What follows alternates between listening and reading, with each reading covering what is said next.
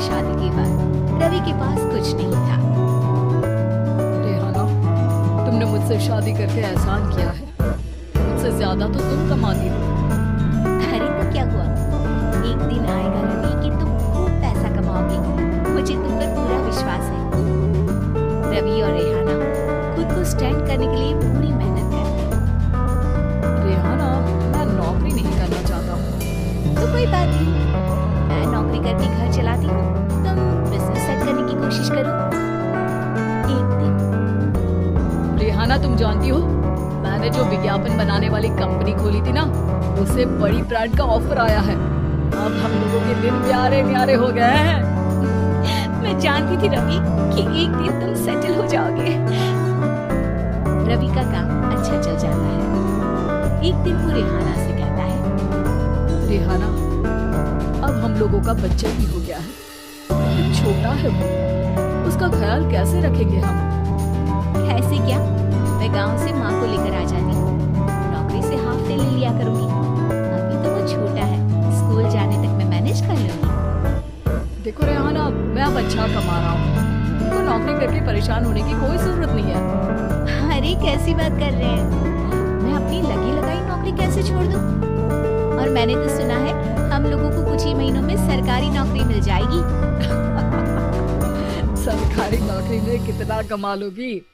उतने में तो मैं ड्राइवर रख लूंगा। रेहाना को रवि की बात का थोड़ा बुरा तो लगता है। कम से कम मेरी नौकरी की इतनी बेइज्जती मत करो। भूल गए, इसी नौकरी के बदौलत तुमने अपना बिजनेस खड़ा किया है। अरे वो तो मैं किसी के भरोसे भी कर लेता। देखो, अपने बच्चे को संभालो, घर का काम करो। अब बाहर जाती तुम अच्छी नहीं लगती हो। रेहाना रवि के कहने पर नौकरी तो छोड़ देती है, लेकिन अब बड़े से घर में उसकी कीमत किसी नौकर से कम नहीं होती। एक दिन रवि का दोस्त आता है। भाभी, हम लोग तो आपको तब से जानते हैं जब से आप लोग शादी होकर इस शहर में आए थे। आपकी बदौलत ही सारा बिजनेस खड़ा हुआ है। ये किस्मत तो आप ही की है भाभी। हाँ हाँ भाई, हमारी मेहनत तो कुछ है ही नहीं। अरे होगी, लेकिन भाभी की किस्मत के आगे कुछ नहीं। दोस्त वहां से चला जाता है, लेकिन रवि का गुस्सा 7वें आसमान में होता है। देखा कैसे बोल रहा था? अरे बिल्कुल अच्छा आदमी नहीं है ये। कैसी बात कर रहे हैं आप? प्रशांत भैया तो बहुत अच्छे इंसान है रवि। कैसे उन्होंने हमारे मुश्किल वक्त में हमारा साथ दिया था। अरे था पैसा तो साथ दिया, नहीं तो कौन पूछता है? रवि का व्यवहार पैसा आते ही अलग हो गया। वो बंदे को बंदा नहीं समझता। घमंड से घिरे रवि ने तो एक दिन हद ही कर दी। रेहाना, मैं अब तुम्हारे साथ नहीं रह सकता हूँ। क्या क्या बकवास कर रहे हो रवि? क्या कहना चाहते हो? और क्यों नहीं रह सकते तुम मेरे साथ? देखो, मुझे कोई और पसंद है और उसने साथ रहने पर बस यही शर्त रखी है कि मुझे तुम्हें तलाक देना होगा।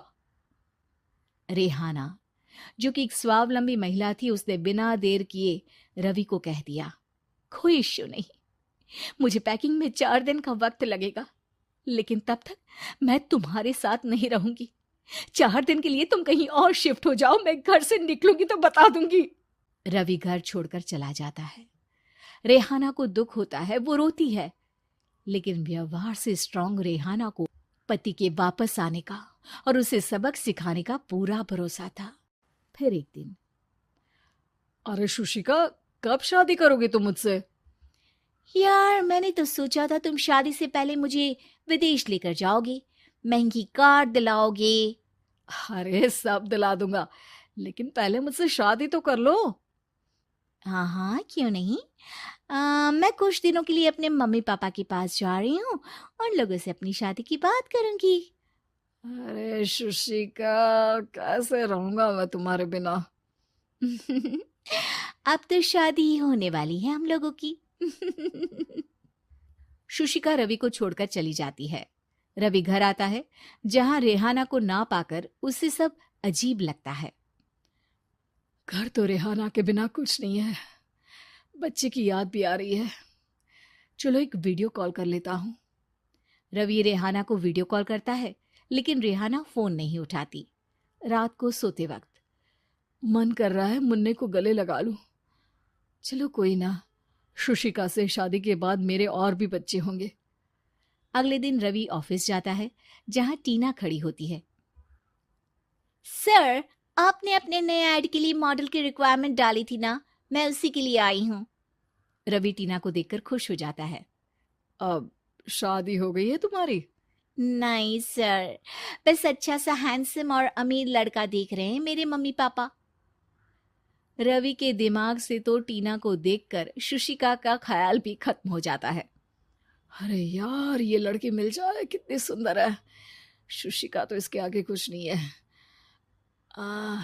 अब क्या तुम्हें ऐसा नहीं लगता कि मुझसे मिलकर तुम्हारी ये खोज खत्म हो गई है? आप ना, आप तो 2 बच्चों की पापा लग रहे हैं। अरे नहीं नहीं, मेरी शादी तो हुई थी, लेकिन बीवी को किसी और से प्यार था, मुझे छोड़कर चली गई। खैर, टीना की दोस्ती रवि से हो जाती है, लेकिन 1 महीने बाद शुशिका रवि के पास वापस आती है। मेरे मम्मी पापा तुमसे मिलना चाहते हैं, लेकिन उन लोगों को ये मत बताना कि तुम पहले से शादीशुदा हो, और हाँ, शादी से पहले अपनी सारी प्रॉपर्टी तुमको मेरे नाम करनी होगी। अरे पागल, अब मैं तुमसे शादी ही नहीं करना चाहता। भला ऐसी लालची औरत से कौन शादी करेगा? तभी वहां टीना आ जाती है। रवि, ये पागल सी औरत कौन है? देखो, तुमने ही कह दिया ना पागल, तो पागल ही है। पता नहीं कौन है, कह रही है शादी कर लो, लेकिन शादी से पहले अपनी सारी प्रॉपर्टी मेरे नाम कर दो। बोल तो सही रही है। वैसे तुम जानती हो, मेरी एक सहेली है, उसके पति ने उसे पैसा आते ही छोड़ दिया, जबकि उसको खड़ा करने वाली ही मेरी सहेली थी। और मुझे भी भरोसा नहीं है। अगर मैं भी तुमसे शादी करूंगी तो तभी, जब तुम मेरे नाम अपनी सारी प्रॉपर्टी कर दोगे। अरे हाँ हाँ, क्यों नहीं, बिल्कुल कर दूंगा। रवि और टीना की शादी की तारीख तय हो जाती है। वो अपनी सारी प्रॉपर्टी के कागज लेकर शादी वाली जगह पर पहुंचता है, लेकिन वहां टीना आती नहीं। रवि टीना को मैसेज करता है। कहाँ हो? सॉरी, मैं तुमसे शादी नहीं कर सकती, मुझे तुमसे भी ज्यादा पैसे वाला मिल गया। रवि को गुस्सा आ जाता है। वो गुस्से से सारा डेकोरेशन तोड़ रहा होता है कि वहां रेहाना आ जाती है। सर, क्या हो गया? क्या डेकोरेशन पसंद नहीं आई आपको? तुम यहाँ क्या कर रही हो? मैं यहाँ की डेकोरेटर हूँ। क्या आपको पसंद नहीं आई यहाँ की सजावट? रवि दौड़कर रेहाना के गले लग जाता है। मुझे माफ कर दो रेहाना। रवि रेहाना के गले लग जाता है और रेहाना टीना को थैंक्स का मैसेज करती है।